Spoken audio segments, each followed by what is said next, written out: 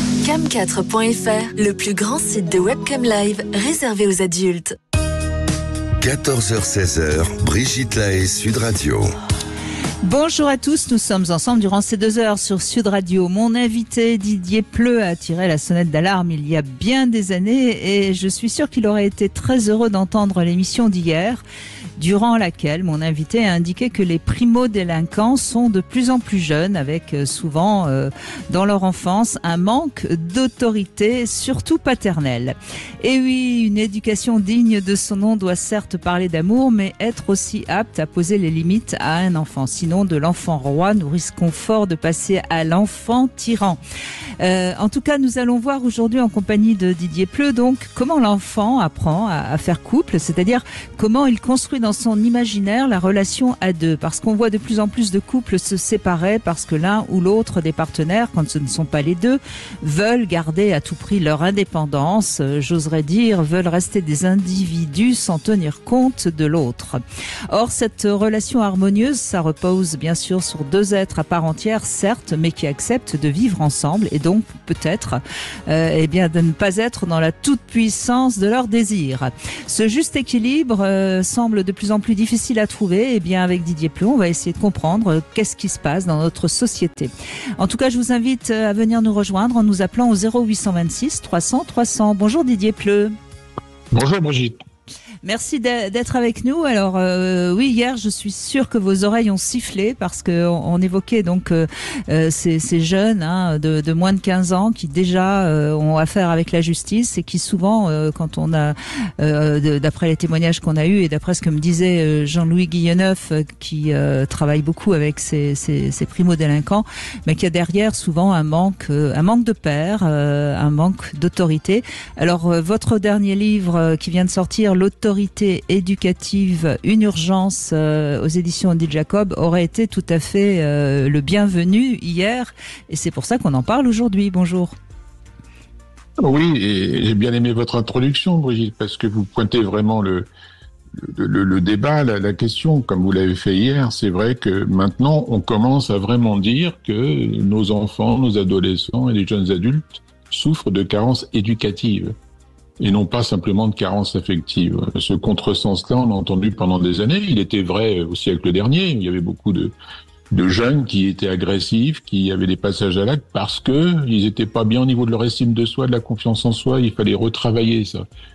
En revanche, on a été trop loin dans une sorte de permissivité éducative et on a effectivement annulé tout ce qui était autorité. Il fallait effectivement historiquement lutter contre l'autoritarisme. Souvenez-vous, l'enfant était un légume, n'existait pas dans les familles au siècle dernier. Et puis c'était pareil dans le couple, la femme n'existait pas. On avait le pater familias dans la famille et puis on avait le macho dans les couples. Donc il était bon de contester cet autoritarisme-là, mais on a été trop loin. On a voulu une égalité totale. Et surtout entre enfants et parents, et ce qui n'a pas du tout marché, parce que l'enfant, comme le jeune adulte, a besoin d'une autorité, c'est-à-dire quelqu'un au-dessus de lui, qui lui apprend qu'on peut pas faire ce qu'on veut, qu'on marche pas à l'envie, qu'il faut quelquefois des efforts, et que il n'est pas là simplement pour être gratifiant, plaisant, communicant et sympathique. Oui, il faut aimer bien sûr son enfant, mais il y a aussi cet aspect apprentissage de la frustration, et vous l'avez bien dit, si on n'apprend pas ça, l'individu, c'est pas simplement une personne à part entière, ça devient un être tout puissant. C'est-à-dire les autres n'existent pas. Et c'est ce qu'on voit dans tous ces passages à l'acte de plus en plus quotidiennement. Où je disais ce matin, j'étais avec une journaliste belge qui me disait, il y avait un ado qui a lancé une bouche d'égout, je sais pas quoi, d'un pont d'autoroute. Et hop, ça a tué un chauffeur de camion. Il y a des passages à l'acte comme ça, pour le fun. Donc ça pose le problème du pulsionnel, quoi. Oui, ça veut dire aussi que quelque part, ce gamin qui a jeté cette bouche d'égout n'a pas conscience du mal qu'il peut faire à l'autre. Et ça, on l'a entendu encore hier sur le harcèlement, notamment sur les réseaux sociaux. Comme c'est virtuel, on se rend pas compte non plus du mal qu'on fait à l'autre. Vous avez avancé, j'imagine aussi, sur la compréhension de ce qui se passe sur les réseaux sociaux. Oui, parce que il y a pas de conscience morale, comme on disait. Alors, En psychanalyse, Freud appelait ça le surmoi. Il y avait un surmoi qui était trop important dans le temps. La religion, la société, ça a écrasé l'individu. Mais on l'a dit aussi, s'il n'y a pas une autorité qui apprend le bien et le mal, les jeunes ne distinguent plus ça. Effectivement, dans le harcèlement, quand ah bon, ça a fait autant de mal à la personne quand quand j'ai caricaturais son obésité, oui, ça détruit l'autre. Ah bon, vous trouvez que je suis trop égocentrique au football, là je passe pas la balle? Bah oui, non, t'es tout le temps tout seul. Ça s'apprend. Mais le problème, qui a appris ça? On ne l'a pas appris en famille, enfin pas dans toutes les familles, il y a quand même des familles qui tiennent la route, mais on n'a pas appris cette notion de attention, l'autre existe et tu peux pas faire ce que tu veux, parce que dans le temps, on lui disait toujours tais-toi, n'existe pas parce que l'autre est trop important. Donc, il faut rétablir une sorte d'équilibre. Mais c'est vrai que ça m'inquiète beaucoup parce qu'on voit des agressions d'enseignants, on voit des agressions d'enfants et d'ados entre eux, on voit des agressions... Et moi, je vois l'épuisement parental en famille. Ils sont morts. Les parents sont fatigués. Ils sont complètement perdus.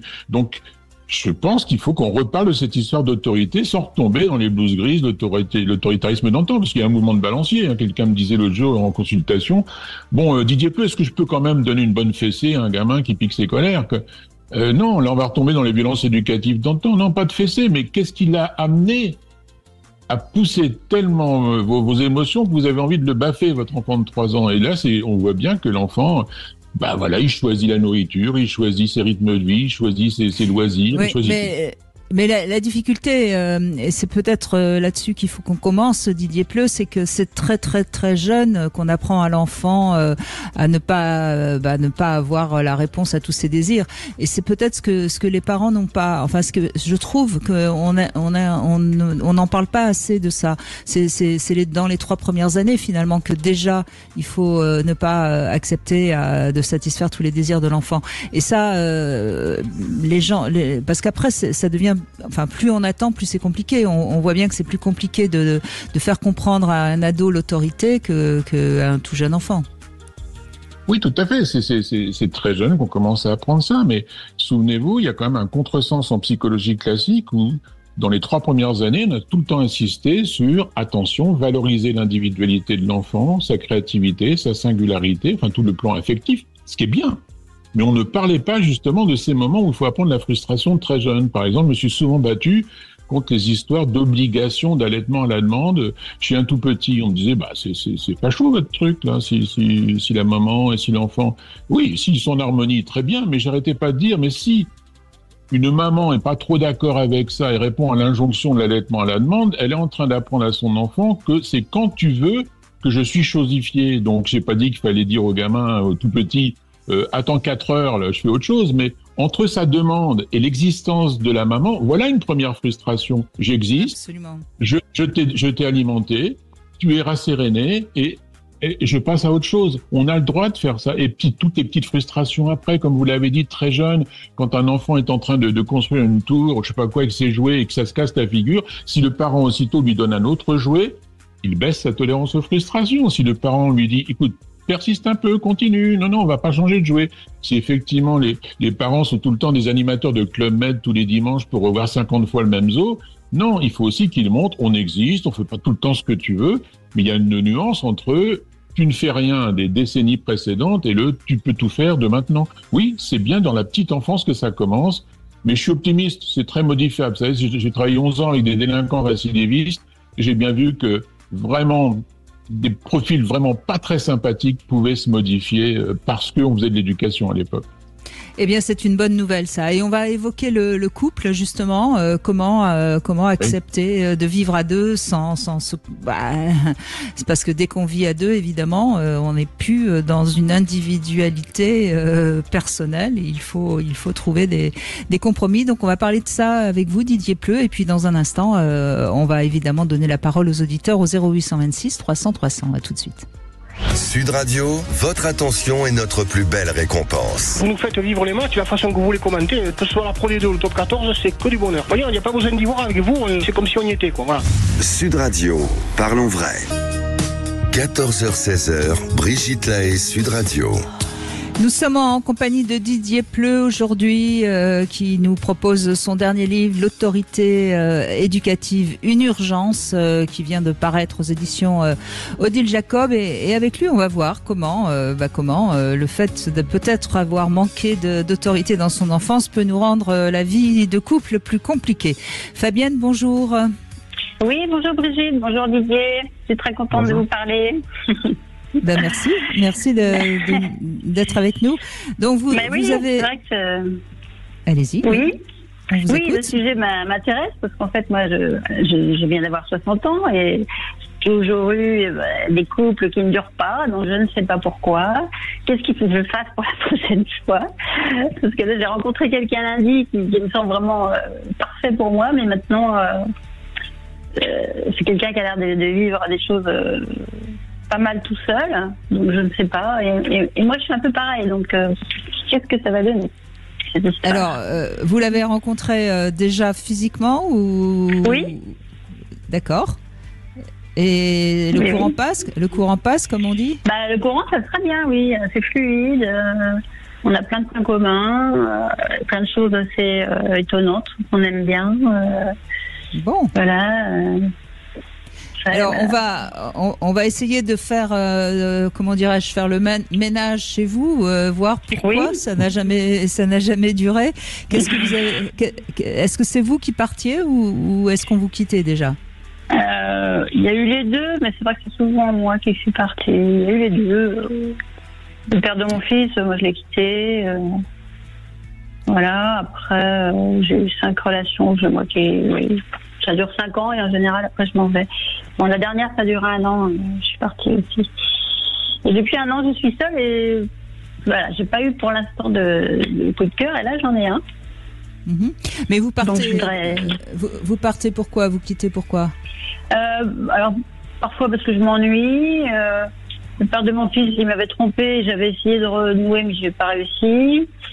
Qu'est-ce que j'ai eu d'autres personnes? La dernière, je vous avais appelé plusieurs fois pour ça, qui m'avait menti dès le départ, qui était devenu après assez coléreux, voire presque violent, enfin surtout dans les paroles, très violent. Voilà, qu'est-ce que j'ai eu d'autres personnes?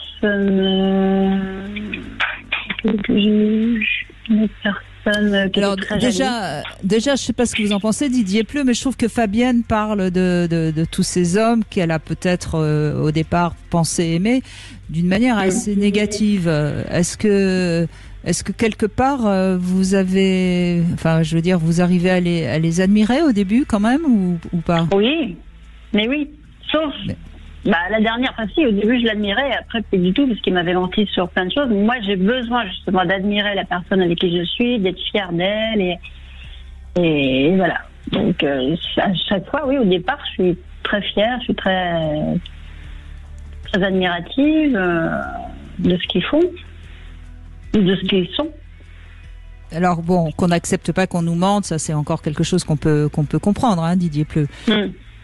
Oui, non, mais c'est vrai que si Fabienne a quitté des hommes parce qu'il y avait des menteurs, des infidèles ou alors des colériques, des violences, ça c'est tout à fait normal. C'est que l'autre dysfonctionne. Par contre, dans ce que j'ai entendu, on a l'impression qu'elle-même, Fabienne, a arrêté des relations parce que, comme elle dit, elle s'ennuyait, quoi. Ça ne lui correspondait plus du tout. Donc c'est peut-être là qu'on dit souvent que est-ce qu'on accepte dans un couple cette fameuse tolérance aux frustrations, c'est-à-dire à un moment donné, est-ce qu'on peut passer de l'épisode un peu passionnel où il y a le désir, tout s'enflamme, tout est sympathique, romantique, en harmonie, et puis tout d'un coup la réalité revient. C'est-à-dire c'est là que on va construire. Mais quand on construit une relation dans un couple, il y a forcément de la frustration, c'est-à-dire il faut que j'accepte que ça va pas bouger, qu'il faut que j'accepte que je m'affirme parce que j'ai envie que ça bouge, etc., etc.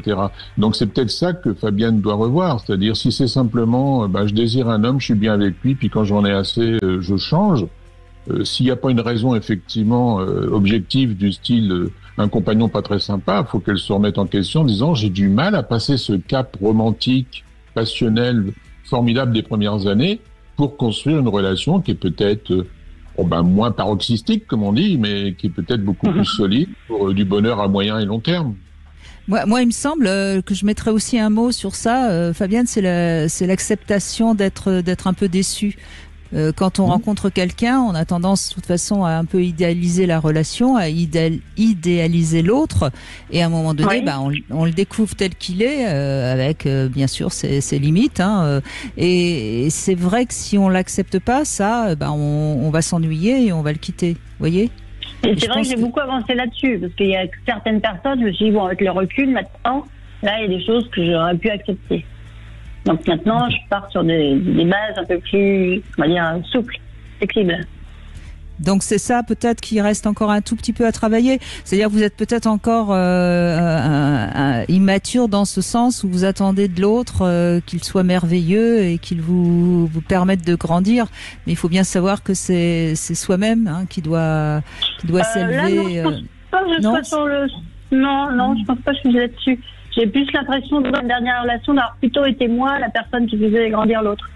Donc là, je voudrais justement quelqu'un qui on est un peu sur le même pied d'égalité. On est travaillé tous les deux sur à 60 ans. On a tous les deux 60 ans. Il y a plein de choses maintenant qu'on a compris.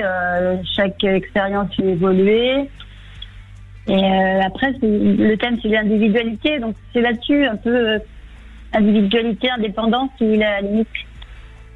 Eh bien, il faut dès le départ accepter de comprendre quelles sont vos propres limites, ce que vous et là où vous pouvez en effet accepter des compromis et respecter dès le départ vos propres limites. Et puis ensuite, moi je crois qu'il faut pas trop se poser de questions au début d'une relation. Voilà. Il faut aussi la vivre avec. Exactement. Oui. Parce que sinon, si on est dès le départ en train d'observer ce qui va pas, non, pour l'instant tout va bien. Tout va bien. Donc laissez-vous enflammer et profitez-en. Voilà. Bon. Mais écoutez, le reste de l'émission, peut-être que ça va me dédifier.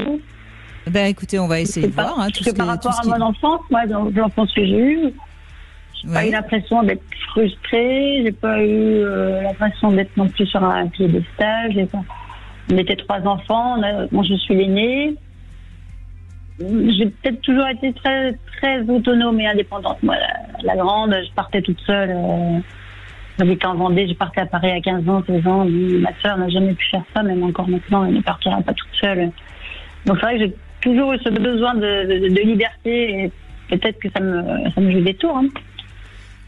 Peut-être qu'à un moment donné, en effet, vous avez l'impression que vous perdez un petit peu de votre autonomie, et donc c'est peut-être aussi pour ça. C'est toute la difficulté, mais c'est ce qu'on va voir tout au long de cette émission avec Didier Pleu, évidemment. Merci beaucoup, Fabienne. On fait une petite pause. On retrouve Sophie dans un instant qui va témoigner à son tour. Vous voulez parler à Brigitte Lahaye? 0826 300 300. 14h-16h, Brigitte Lahaye, Sud Radio.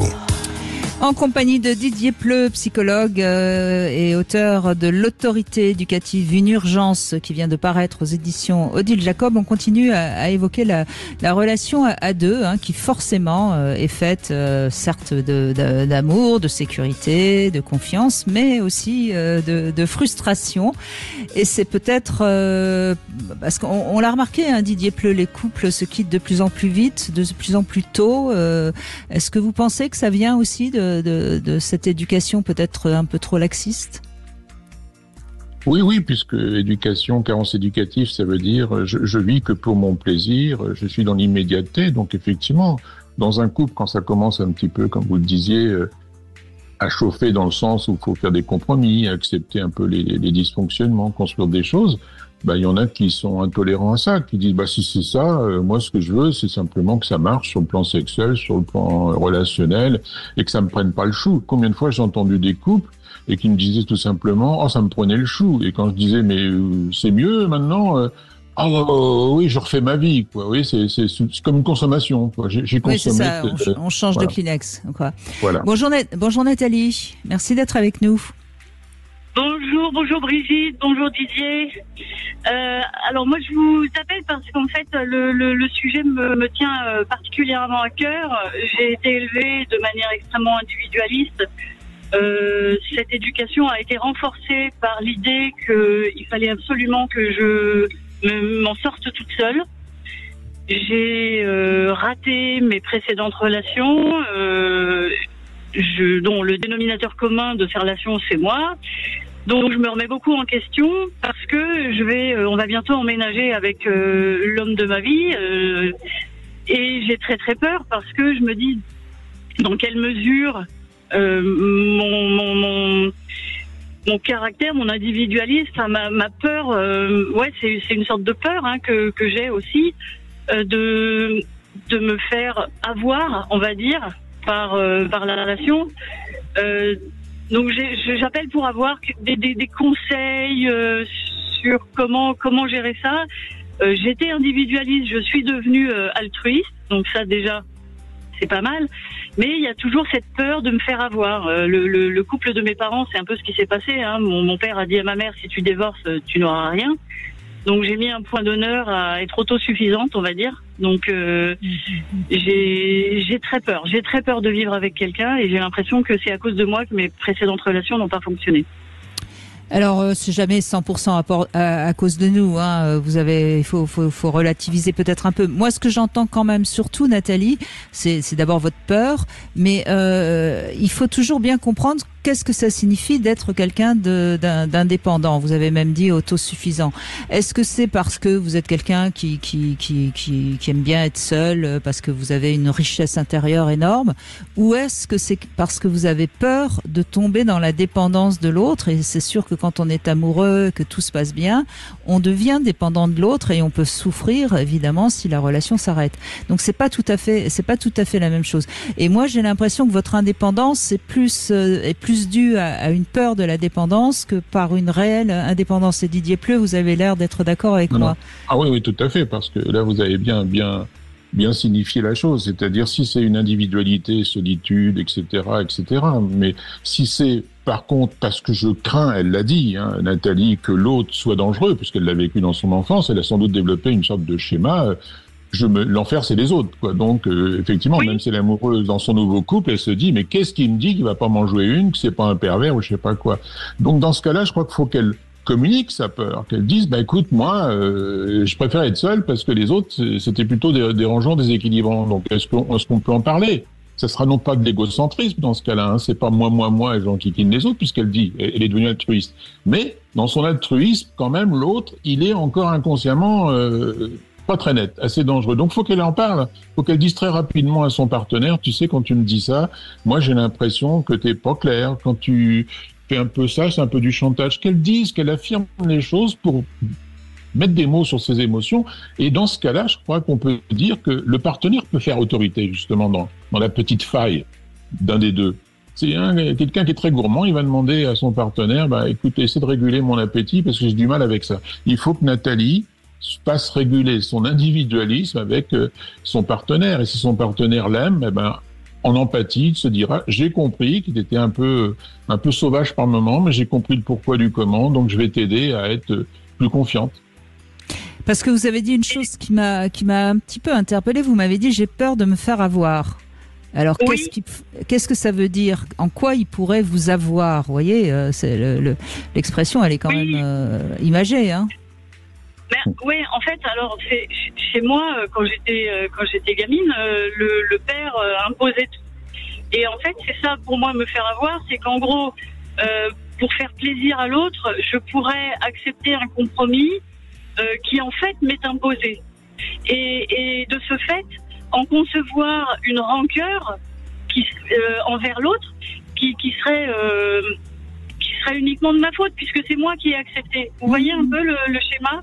Très bien. J'ai très peur de ça, en fait. J'ai très peur de ça, d'accepter des choses qu'en réalité je ne veux pas.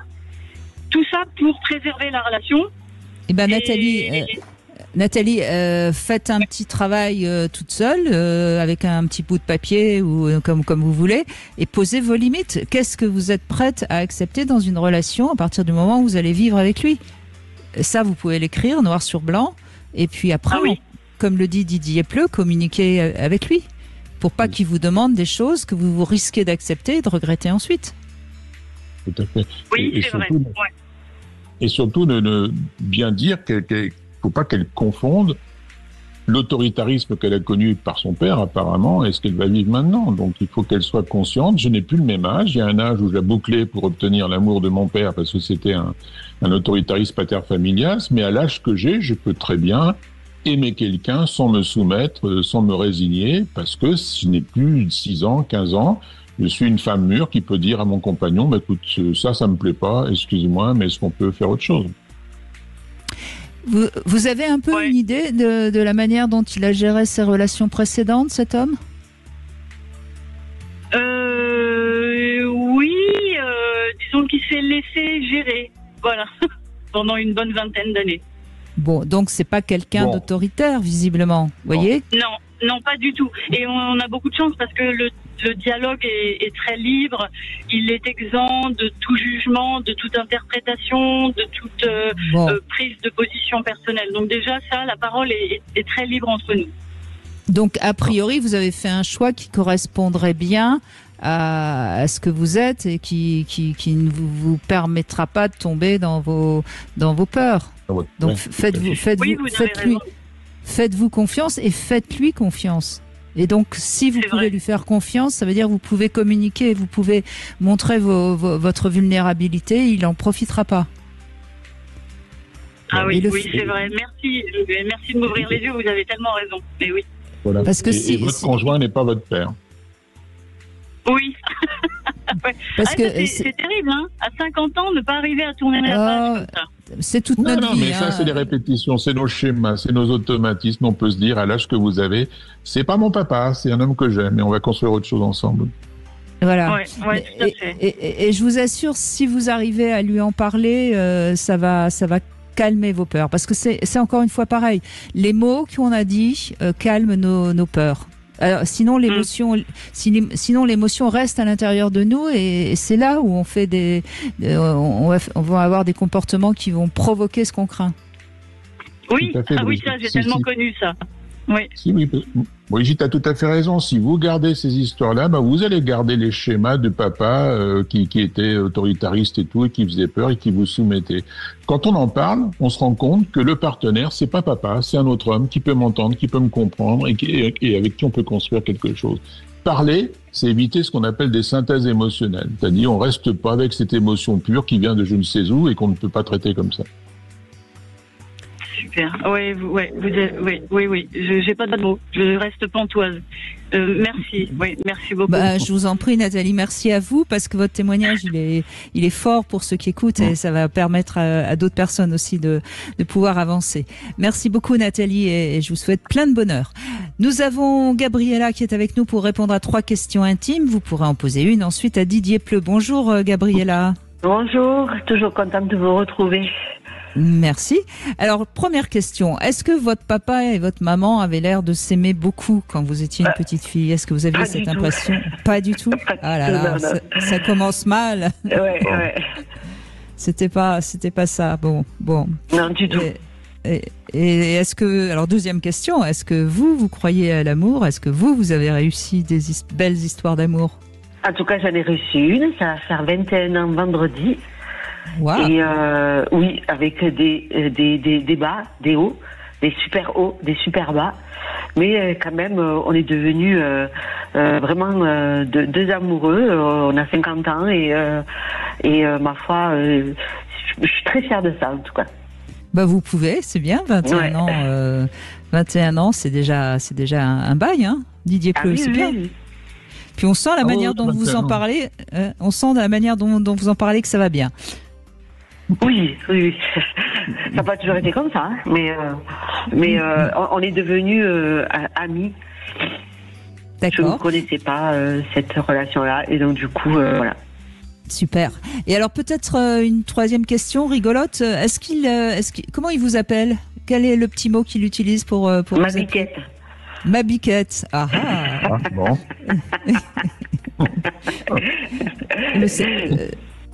Oui, c'est rigolo quand même, Didier Pleu, les mots qu'on donne à son ou sa partenaire.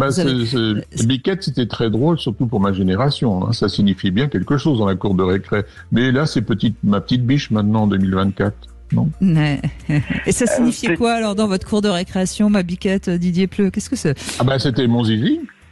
Ah, Oui, c'était le mot qu'on disait pour Zizi, c'était biquette. Voilà. J'ai dû dire ce soir. Ben non, dites-lui le jour de l'anniversaire de votre mariage, vendredi. Oui, aussi. Ça vous fera un petit... Oui, ben moi je ne connaissais pas ce mot non plus pour appeler le pénis d'un homme. Ma biquette, bon. Pour une fois que je vous apprends des choses sur ce plan-là, Brigitte. On en apprend tous les jours, vous savez, Didier. Bon, Gabriella, vous pouvez poser une question à Didier, il vous écoute. Moi, je voudrais qu'il me raconte une belle histoire sur... excusez-moi, j'ai un rhume allergique, du coup, je parle avec le nez, je renifle. Du coup, j'aimerais bien qu'il me raconte une histoire, une des plus belles histoires qu'il ait pu avoir dans sa vie de thérapeute, concernant le couple, évidemment. Une belle histoire. Oui, une belle histoire, parce on entend souvent, j'adore vos émissions, Brigitte, et vous nous faites avancer, Didier Pleu, j'adore tout ce que vous dites aussi, mais bien souvent, on dit les choses, il y a beaucoup de choses dramatiques ou graves, et là, j'ai envie de quelque chose de sympa. Non, mais j'ai plein de belles histoires parce qu'effectivement, à chaque fois que je travaille, j'avais déjà encore ce matin quelqu'un qui avait des difficultés parce qu'il disait mais j'ose pas parler de tous mes fantasmes à ma future épouse, etc. Et puis de décortiquer, de découpler tout ça, les peurs de chacun, je sais que c'est un couple qui va construire des tas de choses. Donc oui, on peut modifier les choses, on peut déséquilibrer tous les automatismes, les croyances qu'on a. Et je crois que la belle histoire, c'est que l'humain, comme le couple, est profondément modifiable. Et ça, c'est pour moi, c'est pour ça que je continue de consulter, etc. Parce qu'on part d'un point zéro, on a l'impression que tout est négatif, c'est foutu, il y a que des big fucking baby en 2024, on peut rien vivre de sympa. Et puis on se rend compte que quand les gens communiquent, comme dirait Brigitte, quand les gens se respectent et quand les gens se remettent en cause, ça finit toujours par une belle histoire. Non, moi, ma plus belle histoire, c'est avec ma femme. 48 ans, hein. Vos 21 ans, je suis d'accord, mais moi, c'est 48 ans. Quoi. Ah oui, bon, respect. Quand même. Quand même, oui, respect. N'est-ce pas? Le cordonnier n'est pas le plus mal chaussé, comme on dit. C'est vrai. Bon, c'est vrai que c'est une belle histoire. Merci beaucoup, Gabriella. Merci à vous. Allez, on continue. On fait une petite pause. Vous aussi, vous avez besoin d'un éclairage sur votre couple ou votre futur couple. Bien, n'hésitez pas à nous rejoindre au 0826 300 300. À tout de suite. 14h-16h, Brigitte Lahaie, Sud Radio. Cam4.fr, le plus grand site de webcam live réservé aux adultes. 14h-16h, Brigitte Lahaie, Sud Radio. Nous sommes aujourd'hui avec Didier Pleu, psychologue, auteur de nombreux livres. Le dernier, L'autorité éducative, une urgence, paru aux éditions Odile Jacob. Et on évoque aujourd'hui justement la capacité à aimer l'autre en se respectant bien sûr, mais également en respectant l'autre. Et ça part déjà dans l'enfance. Hein. On le voit bien d'ailleurs hein, quand on est dans une fratrie. On voit bien qu'il y a des enfants plus individualistes, plus égoïstes que d'autres. Et c'est peut-être parfois aussi aux parents hein, d'apprendre à leurs enfants à partager, par exemple, hein, Didier Pleu. Oui, tout à fait. Moi, vous vous souvenez qu'on avait fait paraître un livre dans votre collection qui était « On aime comme on a été aimé hein, ». Interrogation. Et je pourrais même dire aujourd'hui qu'on aime comme on a été éduqué aussi, parce qu'effectivement, si quelqu'un est élevé comme un petit roi centré sur lui, etc., il aura beaucoup de mal à accepter la présence de l'autre dans un couple et ce qu'on a dit, les frustrations qui l'accompagnent. Donc oui, la petite enfance compte, tout ce que l'enfant intègre comme philosophie de vie, j'ai envie de dire. Si effectivement tout est fait pour son développement personnel, tout est fait pour son actualisation de son potentiel, tout ça c'est très bien, mais il faut aussi inclure l'autre, comme vous disiez, est-ce qu'il partage ses jouets avec les autres, et non pas de dire les enfants sont empathiques à la naissance, parce que dans les crèches, un petit va donner son goûter à celle qui n'a pas de goûter. Moi je vois plutôt des enfants qui piquent la voiture de pompier à l'autre dans les crèches parce qu'il n'a pas le jouet qu'il voulait. Donc ça veut pas dire qu'il faut voir l'humain comme quelqu'un de méchant et tout. Il y a des tempéraments plutôt anxieux, introvertis, qui sont, je crois, naturellement empathiques, mais il y en a beaucoup d'autres qui sont plutôt je fais ce que je veux, je pique le jouet à l'autre, j'en ai rien à taper si ça lui fait du mal, etc. Ça veut pas dire que l'enfant est méchant en soi, mais il a besoin d'une autorité qui lui dise T'es pas tout seul. Les jouets, ça se partage. Les goûters, ça se partage. On coupe pas la parole. On goûte les légumes que le papa ou la maman a fait pour la cuisine. C'est ça, la notion des petites choses de bon sens qu'on a trop oubliées parce que, je répète, on a trop développé cette hypothèse que l'amour, oui, mais ça ne suffit pas. Cédric est avec nous.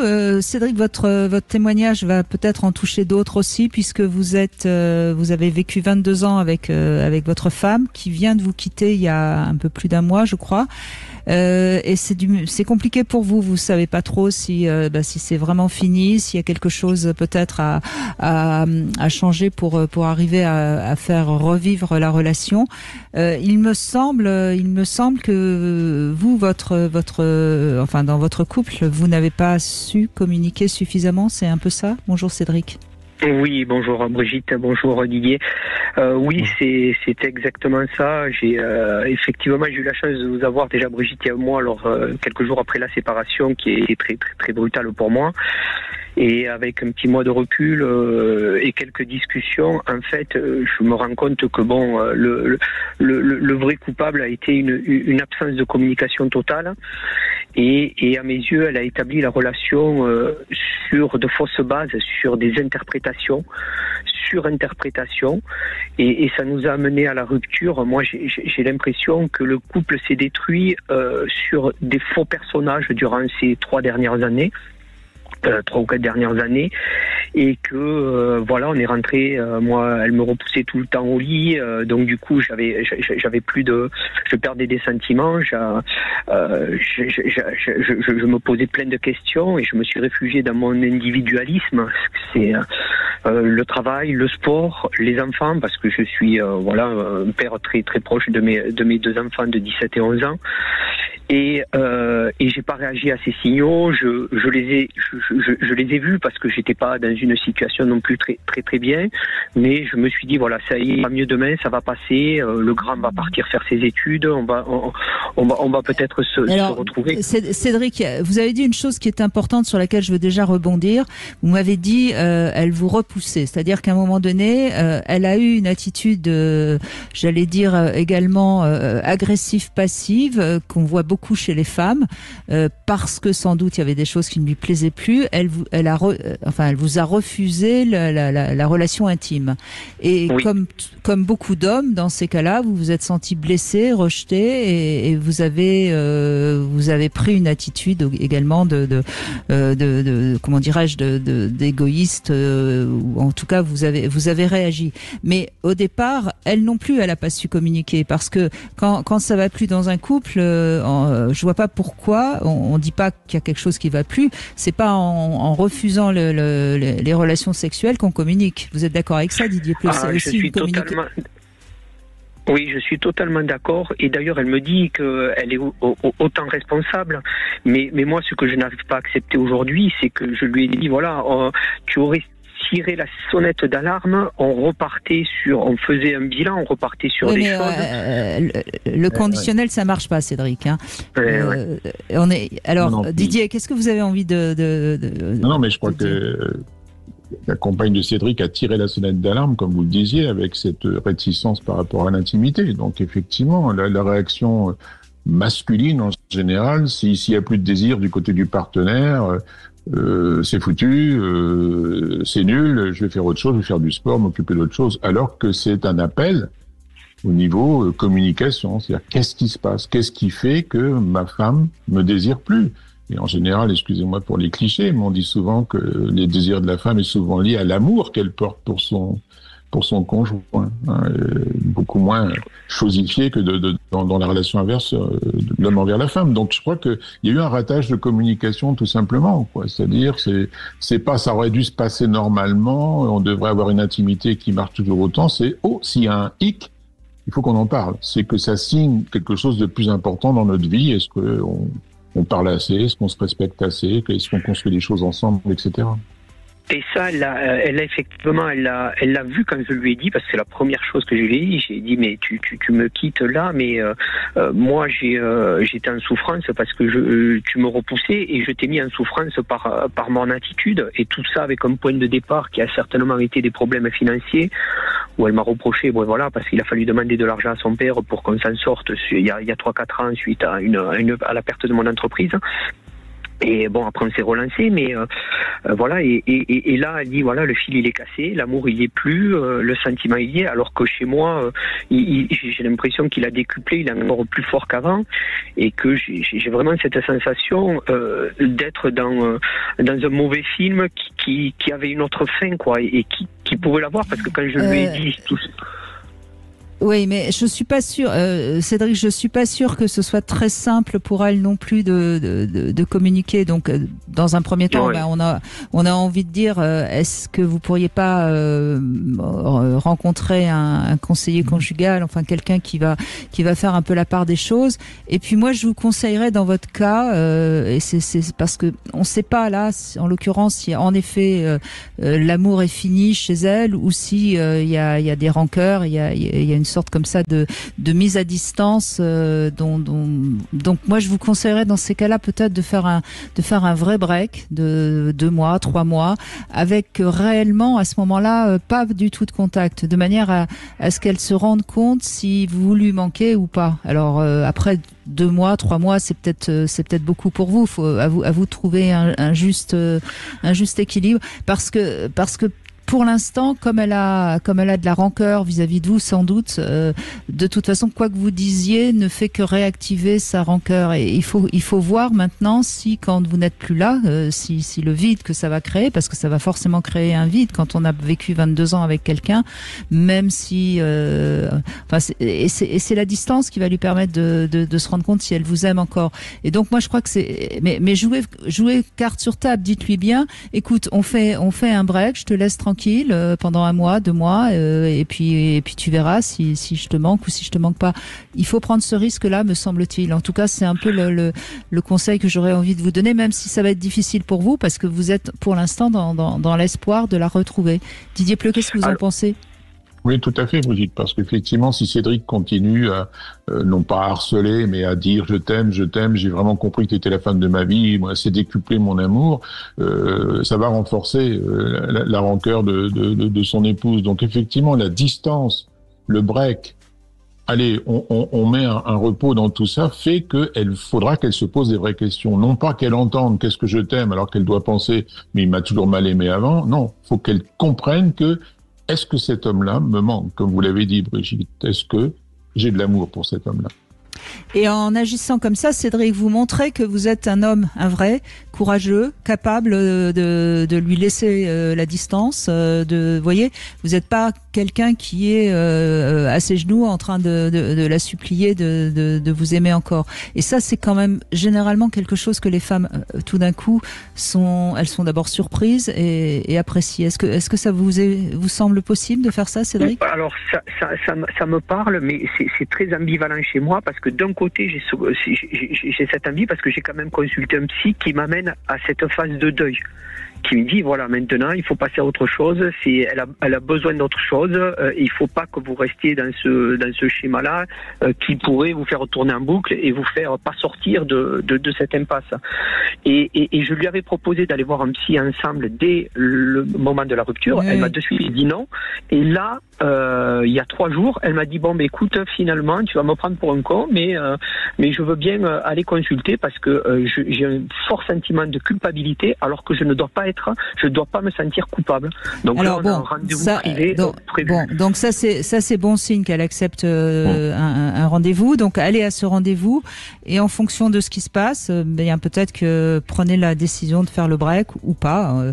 Là, en l'occurrence, ça va dépendre de ce qui va se dire devant la tierce personne. Mais c'est en effet plutôt un signe positif.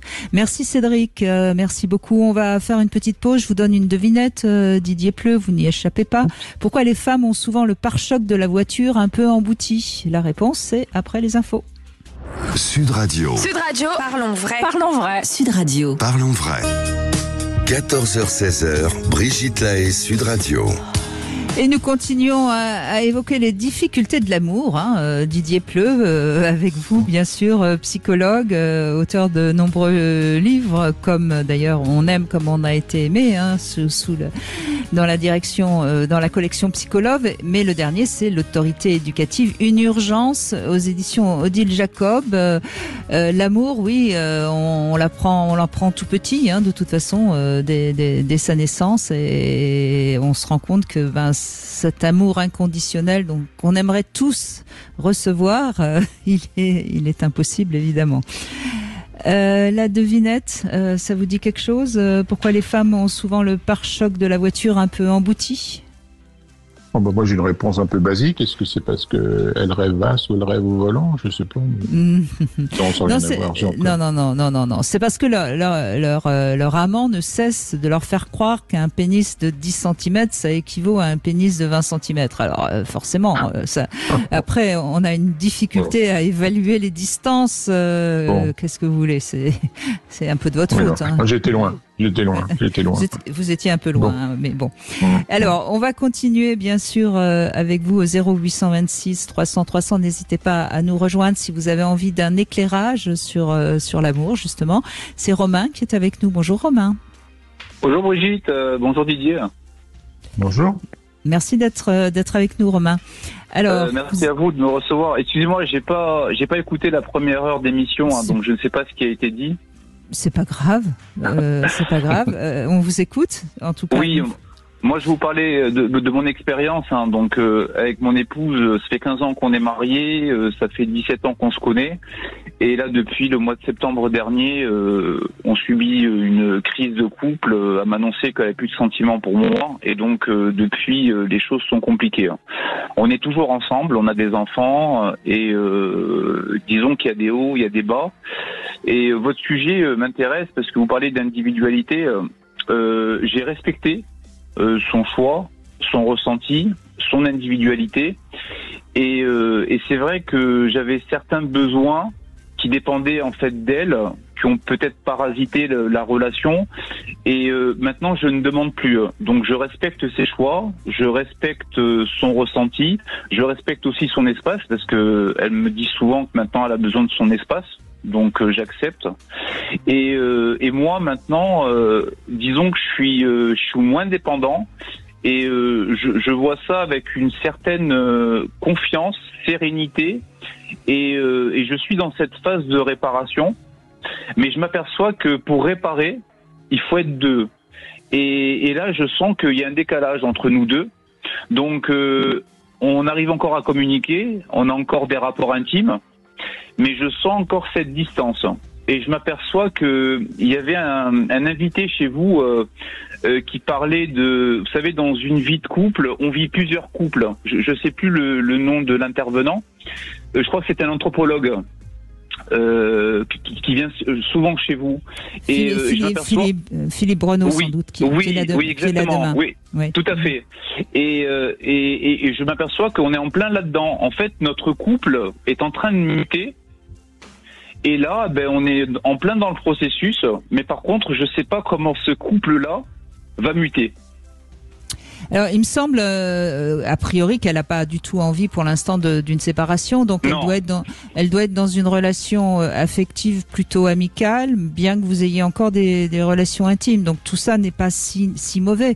Moi, je pense que vous l'avez dit, vous avez été très dépendant d'elle, peut-être un peu envahissant, et ça, comment dirais-je, on dit toujours que fuis-moi, je te suis, quoi. Et peut-être que vous étiez trop, comment dirais-je, trop à sa merci, donc il y avait pas de place pour un peu de manque et un peu de désir, et c'est ça qui souvent fait croire aussi aux femmes qu'elles ne vous aiment plus. Mais en même temps, je pense qu'il y a certainement encore beaucoup d'affection. Il faut juste qu'elle redécouvre la peur de vous perdre pour à nouveau vous désirer. C'est un petit peu ce que j'aurais envie de dire. Didier Pleu, qu'est-ce que vous en pensez? Moi, je suis tout à fait d'accord avec vous, Brigitte. C'est cette histoire de tu me fuis, je te fuis, etc. Oui, non, surtout que, d'après ce que disait Romain, il parlait qu'elle n'avait plus de sentiments pour lui, mais dans la réalité, ça a l'air d'être assez faux, puisqu'il y a encore une intimité, il y a encore une vie commune. Donc, moi, je suis pas archi pessimiste, mais surtout si Romain se rend compte qu'il a peut-être été dans une relation, effectivement, il prenait trop de choses chez elle, respectait pas assez son individualité, son autonomie. S'il est très lucide de ça, je crois qu'il faut qu'il communique un peu plus pour voir qu'est-ce qu'on peut vivre comme deuxième couple, puisque Romain faisait allusion à ça. Oui, je crois que vous avez compris assez bien les choses. Faut maintenant juste que vous vous donniez les moyens d'être, comment dirais-je, de la surprendre un peu, de lui faire un tout petit peu peur. Hein. Je dis pas du tout que vous devez avoir une relation avec quelqu'un d'autre, mais qu'elle se rende compte que de quel homme extraordinaire vous êtes, et que au fond, certes, c'est plus l'amour passionnel du début, mais il y a quand même encore quelque chose de très fort entre vous. Vous voyez ce que je veux dire ? Oui, j'y travaille. Vous parlez tout à l'heure d'amour inconditionnel. Et ce qui m'a aidé aussi, c'est revenir sur moi. Je sais que voilà, on a chacun des ressources, et de moins attendre des autres et plus compter sur soi, finalement, on gagne en liberté, et je trouve que ça diminue la frustration. Donc ça m'aide beaucoup. Mais maintenant, je m'aperçois que dans le lien, il y a un peu, je vous parlais tout à l'heure de décalage, je sens parfois que c'est à sens unique, en fait. Je sens qu'elle est moins sensible à l'échange, je dis pas forcément des relations sexuelles, mais parfois, vous savez, des jeux, une sortie. Je m'aperçois que la motivation, elle a vachement diminué. Et c'est toujours un effort de. Oui, mais Romain, elle a pris une certaine distance quand elle dit qu'elle n'a plus de sentiments pour vous. C'est justement parce qu'elle ne se sent plus autant reliée à vous. Et je crois que le mot relié a tout son sens. Mais si vous aussi, vous êtes un petit peu plus dans votre relation à vous-même, vous allez forcément être un peu plus détaché. Et à ce moment-là, vous savez, c'est une corde entre deux. Si elle sent que vous lâchez la corde, elle va avoir envie de la rattraper. Tandis que là, vous continuez à la tenir, la corde. Donc elle l'a lâchée, et elle n'a pas envie de la reprendre. Oui, il faut que moi je la relâche aussi de mon côté. Hein. Voilà. Il faut trouver cet équilibre, finalement. Oui, et puisque vous découvrez votre monde intérieur, moi j'aime bien cette idée de monde intérieur, eh bien, obligatoirement, vous allez devenir plus indépendant, et vous allez peut-être découvrir des choses à faire tout seul, et ça va la surprendre, et ça peut l'inquiéter un petit peu et lui redonner l'envie de rattraper la corde. D'accord. Vous voyez ? Et puis Brigitte, ne pas oublier chez Romain qu'il faut aussi qu'il lui demande, mais qu'est-ce que tu n'aimes plus chez moi ? Qu'est-ce qui est si frustrant chez moi qui fait que tu me dis que tu n'as plus de sentiments ? Je crois que on a toujours du mal à aborder ce genre de choses. Vous avez raison, oui. Mais c'est toujours cette espèce de bon sens. Mais qu'est-ce que tu n'aimes pas chez moi ? Et puis on va voir dans la liste. Alors, ce qui est très important. Oui. Didier, j'ai posé la question plusieurs fois. En fait, elle ne sait pas. Et en fait, j'ai compris qu'il s'agit pas de moi, mais il s'agit de sa propre histoire, en fait. Vous voyez, c'est ambigu, hein. C'est ambigu, mais c'est pas très clair. Oui, mais je suis pas totalement d'accord, Romain. Oui, pourquoi ? Parce qu'il y a forcément, il y a forcément toujours de l'ambivalence dans la relation à l'autre, quoi qu'on en dise. Et donc, obligatoirement, il y a des choses chez vous qu'elle aime moins. Alors, je ne dis pas qu'elle déteste, mais il y a des choses qu'elle aime moins. Et que peut-être, aujourd'hui, puisqu'elle a dit qu'elle avait moins de sentiments pour vous, ces choses-là ont pris plus d'importance. Et donc, c'est ces choses-là qu'il faut qu'elle ose dire. Peut-être que vous avez pris un peu de poids. Peut-être que vous n'êtes pas suffisamment, vous ne prenez pas suffisamment le temps de vous habiller quand vous allez dîner ensemble le soir. J'en sais rien. Je ne sais pas. Mais je suis prêt à écouter. Hein. Je suis prêt à accueillir ce qu'elle me dit, mais elle est incapable de me le dire. C'est ça qui. Oui, mais Romain, soyez beaucoup plus, comme on dit, conflictuel, beaucoup plus affirmé. C'est-à-dire, c'est toujours ce que j'entends dans des couples. Souvent, c'est la femme ou l'homme dit non, je suis pas bien, tout ça va à l'eau parce que j'ai des problèmes personnels, etc. Non, il n'ose pas aborder ce que dit Brigitte, c'est-à-dire peut-être que c'est le physique qui plaît moins, peut-être qu'elle en a marre d'écouter vos disques préférés, peut-être qu'elle en a ras-le-bol de quand elle vous voit boire de la bière en faisant des glouglous. Enfin, j'en sais rien. Des fois, c'est des trucs complètement stupides comme ça et qui fait qu'on ne se parle plus, quoi. Parce que comme si on disait l'amour, voilà, c'est l'intimité, c'est quand ça marche bien. Mais non, mais redemandez les détails. Qu'est-ce que tu n'aimes pas chez moi? Oh, je sais pas. Je veux savoir, parce qu'au moins, si demain on se quitte, j'aurai au moins ma petite liste à travailler pour la prochaine campagne. Je lui ai dit que j'ai vraiment besoin de savoir, et je suis vraiment prêt à écouter, je suis vraiment ouvert. Préparer le questionnaire physiquement. Qu'est-ce que tu aimes le moins chez moi, etc. Dans mon caractère, qu'est-ce que tu aimes le moins? Dans mes passe-temps, qu'est-ce que tu aimes le moins? Préparer un questionnaire et elle pourra pas se défiler. D'accord. Avec mes amis, est-ce que tu le trouves un peu con quand je parle, etc. Allez-y.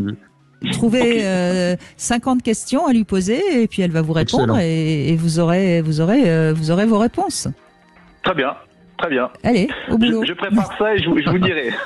Vous me direz. Merci Romain. Allez, on fait une petite pause. 0826 300 300. Vous avez besoin de conseils pratiques. Didier Pleu est avec nous. Profitez-en et rejoignez-nous sur Sud Radio. À tout de suite. Sud Radio, votre avis fait la différence. C'est la seule radio qui donne des informations, on peut s'interroger. C'est pas facile tous les jours, mais pour ma culture, c'est parfait. Sud Radio, parlons vrai. 14h-16h, Brigitte Lahaie, Sud Radio. C'est toujours en compagnie de Didier Pleu qu'on vous apprend à aimer. C'est un petit peu prétentieux ça de notre part, hein, Didier Pleu. C'est pas, on n'a pas cette prétention-là. Alors, votre dernier livre, L'autorité éducative, une urgence, qui vient de paraître aux éditions Odile Jacob. Bonjour Laurence. Bonjour Brigitte, bonjour Didier Pleu, qui est ma référence absolue en matière d'éducation des enfants. Merci. Donc, que je remercie pour cet ouvrage. Voilà. Merci beaucoup. Voilà. Alors, ce dont je voulais parler justement, c'est précisément que dans un couple, c'est un adulte qui avant était un enfant. Et selon l'éducation qu'il a reçue, ça rend particulièrement compliqué l'échange.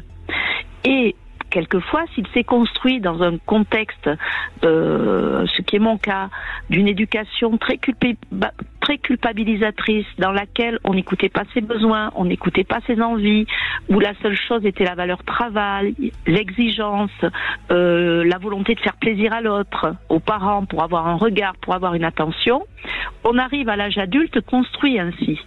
Et on va fonctionner comme ça, parce qu'il faut toute une vie pour cheminer et sortir de cela.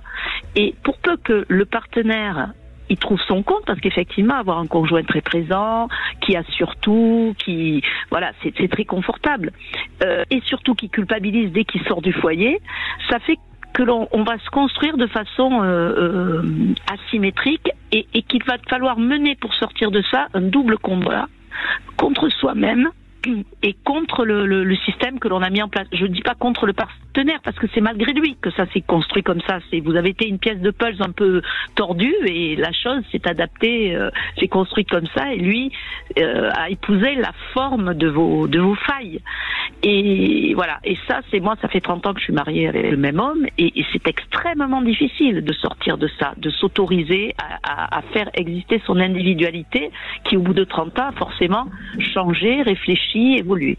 Voilà. Bien sûr, mais vous savez Laurence, c'est pour ça que je dis souvent qu'il faut imposer ses limites dès le début. C'est plus compliqué ensuite de faire marche arrière. Mais en attendant quand même 30 ans de vie commune, vous avez grandi, vous avez évolué, lui aussi. Et ça passe encore une fois peut-être par la communication, non, Didier Pleu? Oui, en tout cas, Laurence, elle a bien décrit comment tout ça se construit quand elle dit qu'elle a été dans son enfance plutôt en compagnie de gens qui étaient rigoureux, qui lui disaient qu'il fallait être altruiste, pas penser à soi, etc. Elle a donc fait ce qu'on appelle des petites synthèses émotionnelles quand elle était jeune. Donc elle en a conclu, quand on aime les gens, on doit faire abstraction de son ego et tout faire pour être bienveillant, empathique, etc. Alors comme dit Laurence, ça nous poursuit tout le temps, ça.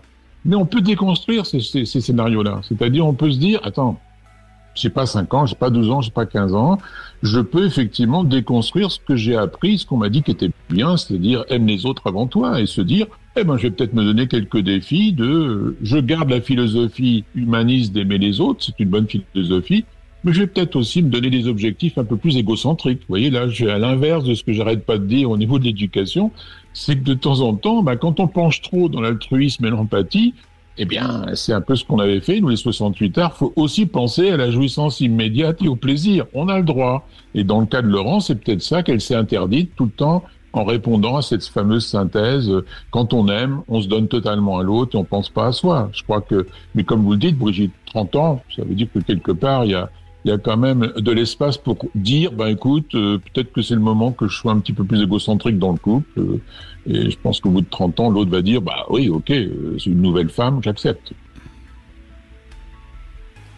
Oui, c'est possible, mais il n'en reste pas moins, je le maintiens, que c'est un dur combat, et l'anxiété que ça génère et la culpabilité que ça génère, il faut énormément de force pour l'étouffer. Voilà. Oui, mais faut ce qu'on appelle ça des disputes. C'est-à-dire, si inconsciemment, vous n'arrêtez pas de vous dire, je suis anxieuse parce que je vais pas faire plaisir à l'autre, qu'est-ce qu'il va penser de ce que je fais, est-ce que je suis vraiment dans ses souliers, ça peut être déconstruit consciemment en disant, je me dis ces choses-là chaque fois que je suis anxieuse, mais est-ce que je peux disputer ces automatismes de pensée en disant, mais attends, j'ai plus 10 ans, c'est pas parce que je vais dire flûte de parachute à mon mari qu'il va partir chez la voisine.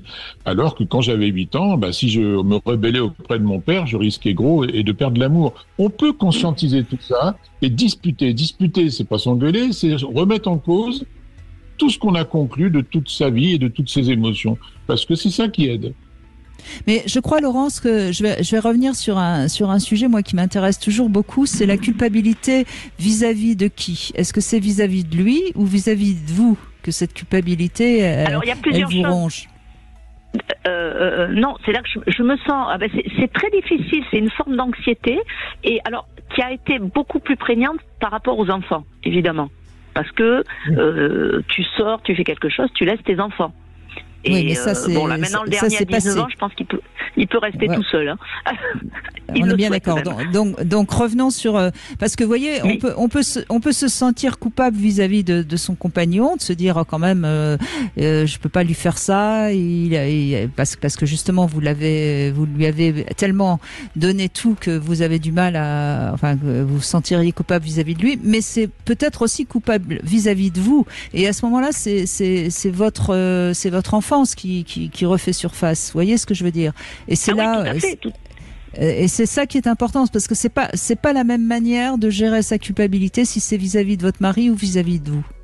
Non, c'est même pas clairement défini. C'est une espèce de trouille qui est liée au trauma, au cri qui me tombait dessus quand je faisais quelque chose, quand je suis. Oui, mais avancez déjà sur voyez si c'est vis-à-vis de vous que vous ne vous autorisez pas. Ou si c'est vis-à-vis de lui. C'est-à-dire, c'est pas tout à fait la même chose. Oui, mais je suis d'accord avec vous, et je crois que j'ai longtemps cru que c'était vis-à-vis de lui, et que je suis en train de réaliser que c'est plutôt vis-à-vis de moi. Je pense aussi. Eh bien, on est d'accord. Et il y a une bonne petite technique pour savoir si c'est la culpabilité envers l'autre ou sa propre culpabilité, c'est que Laurence, elle repère les déclencheurs d'anxiété. C'est-à-dire, quelles sont les situations où elle se sent angoissée, anxieuse ? Et surtout, qu'est-ce qu'elle se dit ? Et là, elle va voir qu'elle conscientisera très rapidement. Mais qu'est-ce que je me raconte là quand j'ose pas dire ça ? Qu'est-ce que je me raconte quand j'ai manqué ça avec l'autre, etc. C'est là qu'elle verra. Est-ce que c'est une culpabilité ? Je dois tout le temps être gentil avec les autres parce que je perds l'amour, papa, maman, etc. Ou est-ce que c'est une culpabilité qui est liée à cette espèce d'injonction qu'on a constamment quand on est anxieux ? Voilà comment je dois me conduire.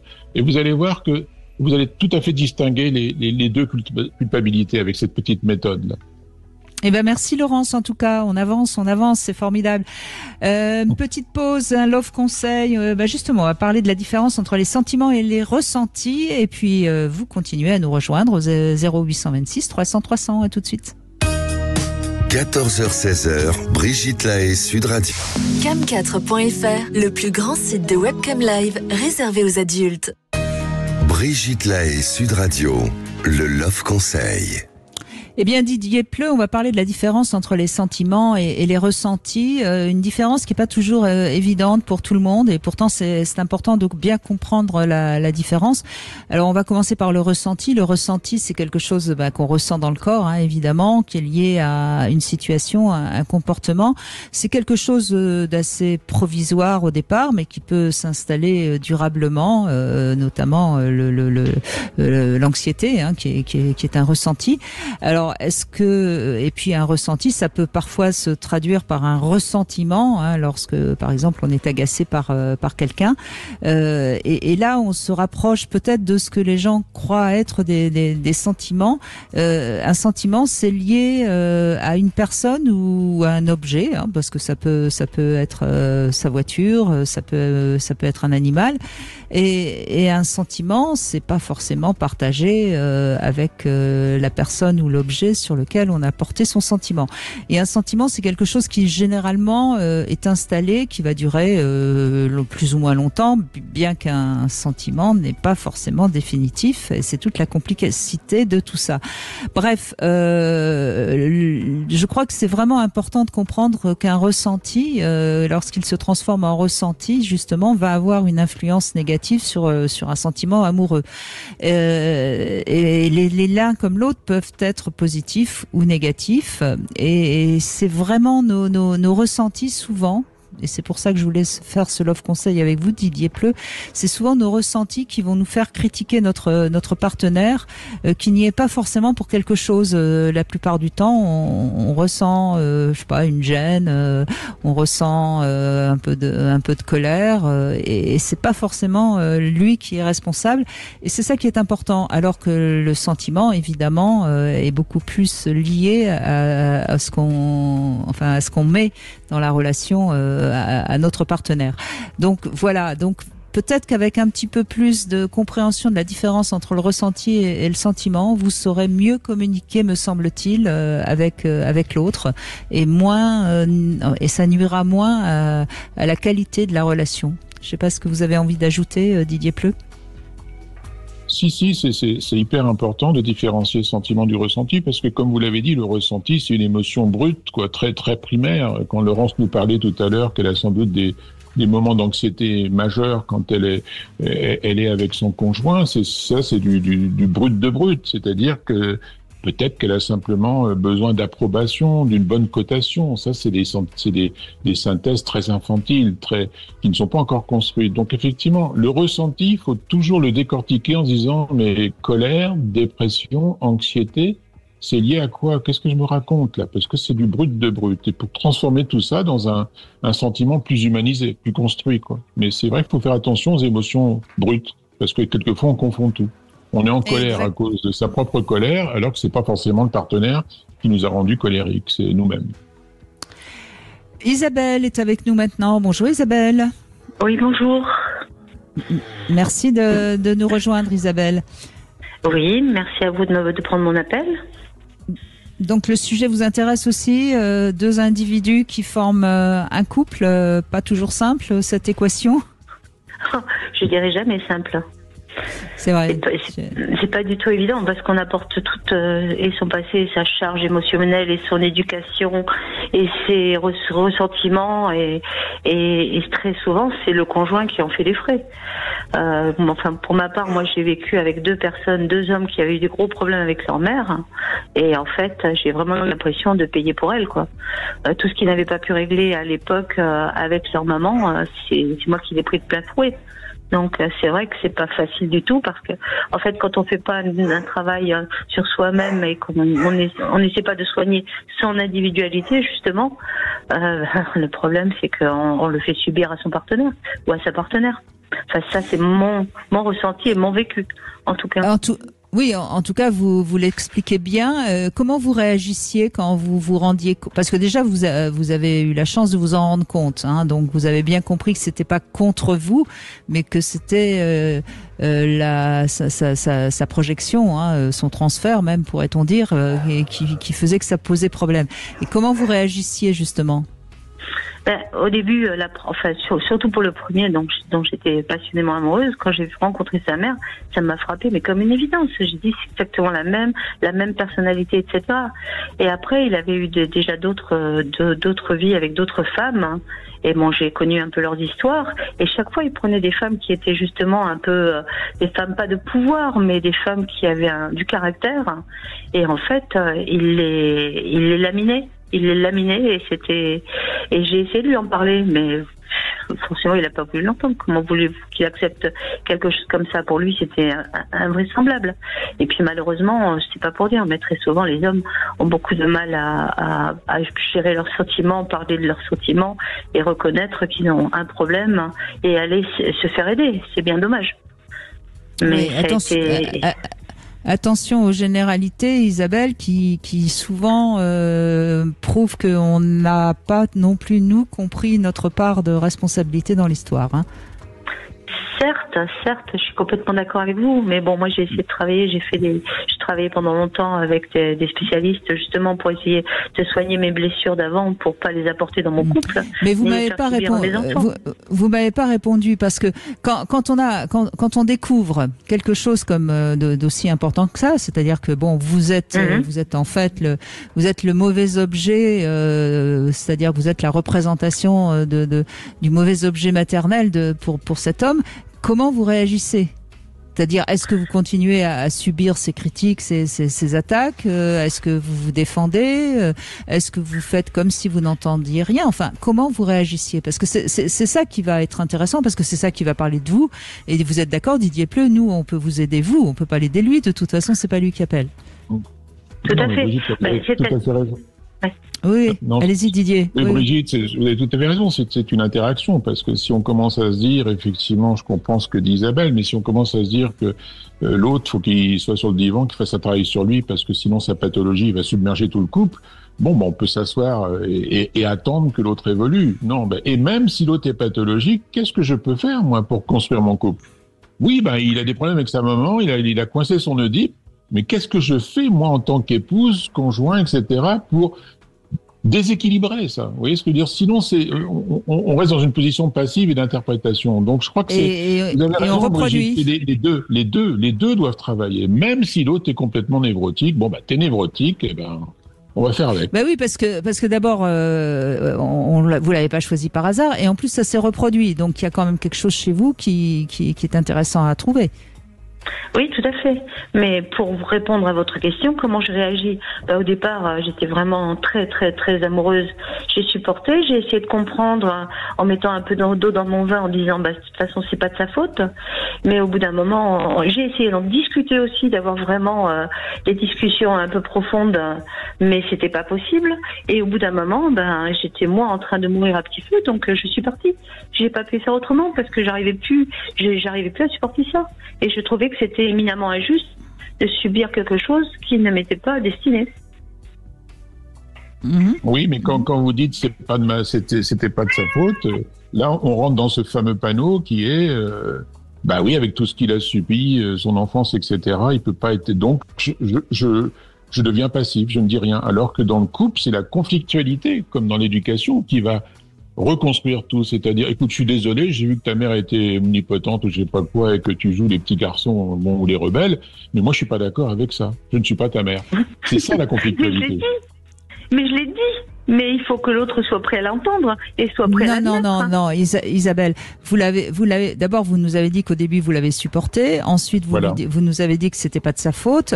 Non, il fallait dès que vous vous en rendez compte, parce que tant qu'on s'en rend pas compte, on peut pas réagir. Mais dès que vous vous en rendez compte, à chaque fois, au moindre truc, vous dites je suis pas ta mère. Il continue, vous partez. Et vous le remettez face à un mur. Et quand l'autre se retrouve face à un mur, c'est-à-dire qu'il ne peut plus se servir de vous comme un dépotoir, parce qu'en fait c'est ça. Tant qu'on peut se servir de l'autre pour régler ses problèmes, on n'a aucune raison d'aller voir un thérapeute ou de se faire soigner. Vous comprenez? Vous avez raison. Oui, complètement. Mais c'est difficile, mais c'est très très très difficile d'avoir cette réaction de neutralité, parce que ça a certainement touché des parts de vous, et c'est ces parts de vous qui n'ont peut-être pas encore été totalement été éclairées, vous voyez? Oui, c'est sûr.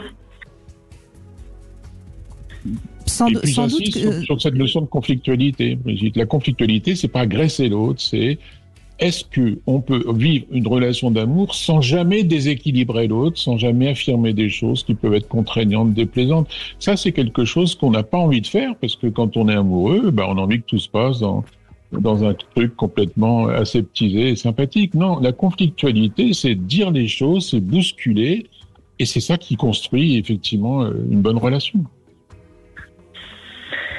Oui. Mais c'est vrai que c'est pas facile, Isabelle. Hein. Je crois.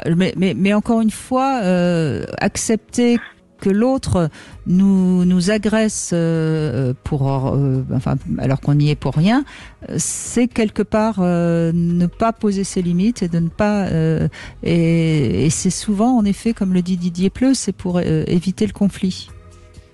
Oui, complètement, je suis d'accord avec vous. Mais bon, le conflit, moi, j'ai vécu toute ma vie. Donc, dans mon couple, je pensais ne pas le reproduire. Hein, et je me suis retrouvée exactement dans la même situation.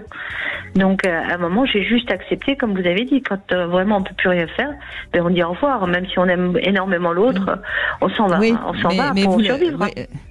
Vous voyez, vous venez de le dire, hein, toute votre vie, vous avez accepté le conflit, c'est-à-dire vos parents se disputaient tout le temps, vous étiez... C'était une horreur. Oui. C'était une horreur. Mais c'est là qu'il y a une grande confusion entre les colères, les disputes, les engueulades, les violences verbales qu'on a pu vivre quand on était petit, et le conflit. Le conflit, c'est pas quelque chose d'agressif, c'est pas quelque chose de violent. C'est quelque chose qui déséquilibre l'autre. C'est-à-dire, je ne suis pas d'accord avec ce que tu fais, mais ça n'a rien à voir avec ce que Isabelle a dû connaître quand elle était petite. Donc effectivement, si elle a connu ça, il y avait de grandes chances qu'elle se dise je préfère comprendre, interpréter que d'aller au front et de bousculer cet homme-là qui n'est pas très sympathique. Oui. C'est-à-dire que, vous voyez Isabelle, c'est-à-dire que à cause de vos parents, vous n'avez pas compris la différence entre le conflit et le règlement de compte, la violence, la haine, les ressentiments et tout ce qu'on se jette à travers la figure pour tuer l'autre en quelque sorte, hein, au sens symbolique. Oui, c'est ça, oui, tout à fait. Ouais. Ah, ouais. Et du coup, on reproduit des situations et des schémas identiques jusqu'à ce qu'on comprenne, en fait. Ouais, absolument. Ouais. Le conflit, c'est oser poser ses limites, oser dire non, oser poser ses limites, oser affronter l'autre, mais dans l'amour et le respect de la relation. Voilà, c'est la belle définition de ce que... C'est la belle définition de ce que j'appelle l'autorité en éducation, mais c'est aussi avoir autorité dans son couple. C'est-à-dire, oui, je respecte l'autre, mais j'existe. Mais c'est conflictuel quand on accepte ça. Merci en tout cas Isabelle, votre témoignage est fort encore une fois parce qu'il va parler à plein de gens hein, et merci de vous être confié à nous. Merci beaucoup. Allez, une petite pause, Didier Pleu, et puis il va être temps déjà de conclure avec vous bien sûr sur Sud Radio. À tout de suite. Vous voulez parler à Brigitte Lahaye? 0826 300 300. Cam4.fr, le plus grand site de webcam live réservé aux adultes. 14h-16h, Brigitte Lahaye, Sud Radio. Et si vous avez apprécié les conseils de Didier Pleu, n'hésitez pas à le lire. Vous êtes auteur de nombreux ouvrages, aussi bien sur l'éducation pour les enfants que sur l'autorité en règle générale. Mais le dernier, ça s'appelle L'autorité éducative, une urgence. C'est aux éditions Odile Jacob. On va conclure avec vous, Sylvie. Merci d'être avec nous. Oui, bonjour Didier, bonjour Brigitte. Bonjour. Alors, vous êtes issu d'une grande famille, hein, vous étiez 7 enfants, c'est ça? C'est ça. Et vous avez du mal aussi dans votre couple à poser vos limites, à trouver votre place? C'est ça. À imposer de manière... imposer mon individualité de manière... je suis pas douée, en tout cas, pour le faire. Alors, soit je vais le faire d'une manière assez brutale, soit je vais carrément m'extraire du jeu et lui laisser la place. Bon, pourtant, il me la laisse volontiers, mais je sais pas, je la perds un peu, mon individualité, quand je suis en couple. Alors, bon, mon conjoint, il est souvent en déplacement, donc je me débrouille. Hein, quand je suis toute seule, ça va, je fais des choses que j'ai envie de faire. Mais c'est vrai que quand il est là, j'ai un peu de mal à prendre ma place, quitte à lui reprocher après par la suite. Alors c'est ça qui est un petit peu désagréable pour lui, parce qu'il comprend pas bien, quoi.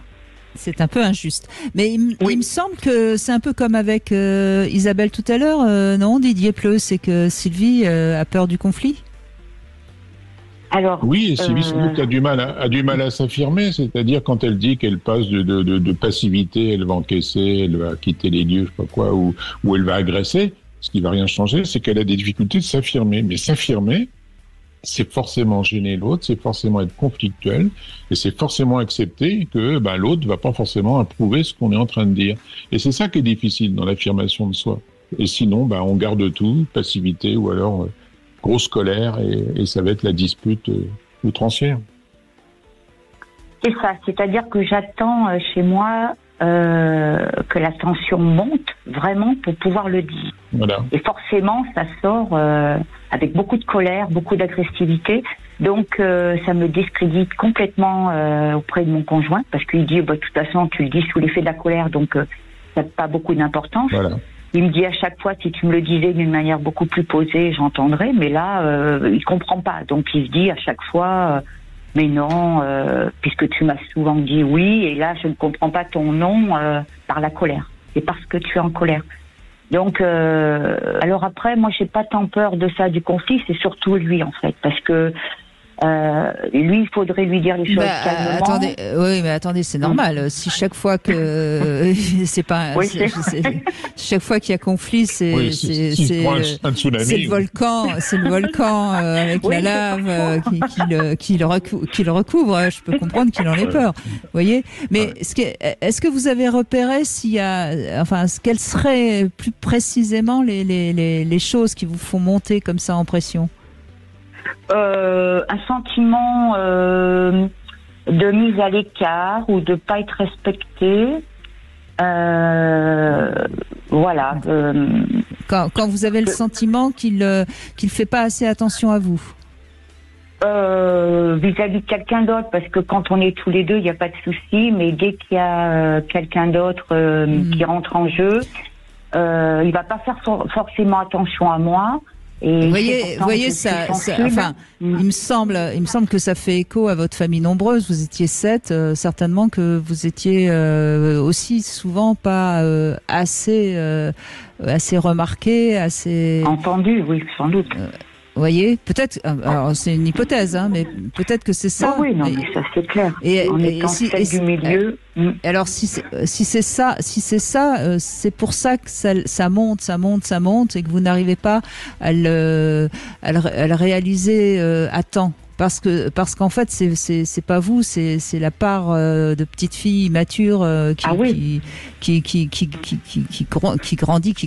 et puis qui à un moment donné explose. Tout à fait.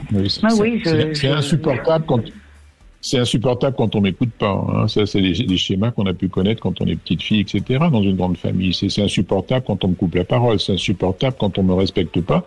Et tout ça se transforme effectivement en projection plus tard sur son conjoint en disant mais il est insupportable quand on est avec des amis. Il me cause pas, il m'écoute pas, il me donne jamais la parole. Donc, mais savoir ça. C'est super intéressant, mais il faudra quand même s'affirmer, c'est-à-dire, puisque je sais d'où ça vient, mes colères, etc., il va falloir quand même que j'apprenne à exprimer ça sans piquer des colères et des tsunamis, quoi. Et ça, il y a des très bonnes techniques dites d'affirmation de soi qui aident à comment je peux exprimer avec un langage affirmé, mais pas un langage agressif, ce que je ressens. C'est des choses qui s'apprennent. Peut-être que Sylvie, vous avez l'air quand même d'avoir une communication possible avec lui, quand vous n'êtes pas dans cette montée en puissance de votre colère. Oui. Alors, moi, ce que je vous propose déjà comme un petit truc tout bête, mais parlez-lui et dites-lui, écoute, quand je sens comme ça que ça monte, et convenez d'un mot ou d'une attitude ou d'un geste que vous pourriez lui envoyer. Est-ce que ce serait possible? Je l'ai fait, ça. Mais il dit qu'il n'a pas le temps, c'est-à-dire que je suis tellement... Faites-le plus tôt. C'est que vous le faites quand vous êtes. J'allais faire la comparaison avec l'éjaculation précoce. Vous le faites quand vous êtes trop excité. Donc c'est déjà trop tard. Il faut le faire quand vous sentez que l'excitation monte. Ouais.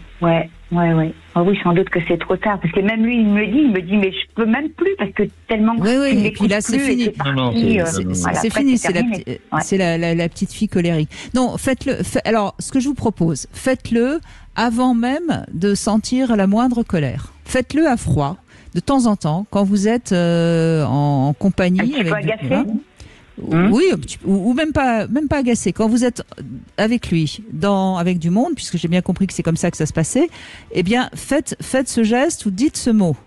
Et vous allez voir que donc là, il va pouvoir l'entendre, puisque vous serez tout à fait calme, et il va s'occuper de vous, il va s'intéresser à vous. Et ça va vous prouver que cet homme, c'est pas comme vos parents, il est capable de prendre soin de vous, de vous écouter, de vous voir. C'est un très bon conseil, Brigitte. Si effectivement Sylvie peut se dire un mot comme Cosette au début d'un repas avec des amis, son mari comprendra tout de suite que oh là là là là là là, faut que je fasse attention parce qu'elle va encore me jouer le côté de la victime. Et ça peut arranger beaucoup de choses et permettre la communication ensuite sur qu'est-ce qui s'est passé et qu'est-ce qui fait mal. Ouais, sauf que lui, quand même, je sais que... Non, mais là, vous voyez, Sylvie, je vous coupe. Vous voyez, vous êtes déjà en train de l'accuser. De toute façon, ma blessure, elle est telle qu'il ne pourra pas la guérir. Voilà. Alors, si vous partez comme ça, on n'y arrivera pas. Vous voyez comment c'est terrible, comment on les aime bien, nos blessures. Hein, vous voyez ? Alors maintenant, je vous écoute. Allez-y, dites-moi. Parce que... Allez-y. Non, c'est sans doute que j'attends un peu trop, effectivement, qu'ils viennent soigner cette blessure. Je suis consciente que je suis bien la seule à pouvoir prendre soin d'elle et que, voilà, mais c'est plus fort que moi. Mais voilà, pour qu'il puisse, Sylvie, vous avez raison, mais pour que l'autre puisse soigner notre blessure, il faut quand même oser lui demander de l'aide. Et pas se dire, il devrait comprendre que je suis fragile et il devrait m'aider. Non, ce serait bien, mais il y a de grandes chances qu'il ne soit pas votre thérapeute. Donc il va falloir malheureusement prendre sur soi, lui parler, communiquer, dire son ressenti. Et je peux vous assurer, Sylvie, et je le dis à vous, mais je le dis à tous ceux qui nous écoutent, si on ose demander de l'aide à notre partenaire qui nous aime, je vous assure que c'est extraordinaire. C'est extraordinaire parce que d'abord, il va nous aider et c'est ensuite extraordinaire parce qu'on gagne en confiance en soi et en estime de soi. On passe de l'échelle de 1 à 10. Et ça, c'est un cadeau qu'on se fait à soi-même qui n'a pas de prix. Je crois que ce serait pas mal de terminer là-dessus, Didier Pleunet. Ah oui, qu'est-ce que vous en pensez ? Je trouve ça bien. Non, mais c'est une très belle conclusion. En tout cas, on a vu que ce soit dans le couple ou en parentalité, les deux mots, c'est amour et frustration. Toujours. Donc, méditez là-dessus, Sylvie. Vous y penserez, hein ? Pas de souci. Merci beaucoup pour votre conseil. Je vous en prie. Et je vous conseille même de réécouter peut-être en podcast. Parce qu'au fond, c'est toujours ça. On reste accroché à nos blessures, à nos comportements. C'est pas simple de changer finalement. Hein. Non, c'est pas simple, mais je répète, on peut très bien conscientiser ces choses-là quand on dit qu'est-ce qui me tue chez l'autre et qu'est-ce que je me raconte dans ma tête pour pouvoir justement penser d'une façon plus mature et ne pas rester dans le ressenti. Mais c'est pas simple parce que ça veut dire, et vous arrêtez pas de le dire, Brigitte, attention, c'est à vous d'abord de faire ce travail sur soi de remise en cause et d'être consciente de tous nos petits travers. Et ça, la plupart du temps, nous, on aimerait bien que ce soit l'autre qui change, point. Eh oui. Merci beaucoup, en tout cas, Didier Pleu. Merci beaucoup. L'autorité éducative, une urgence, est paru aux éditions Odile Jacob. Il est temps que je m'arrête. Je laisse la place à Alexandre Delevan et puis demain, on se retrouve avec Philippe Bruneau. C'est vrai que notre société devient peut-être un peu puritaine, un peu sexophobe. Pourquoi ? On va en parler avec Philippe Bruneau demain. Sud Radio. Parlons vrai. Sud Radio. Parlons vrai.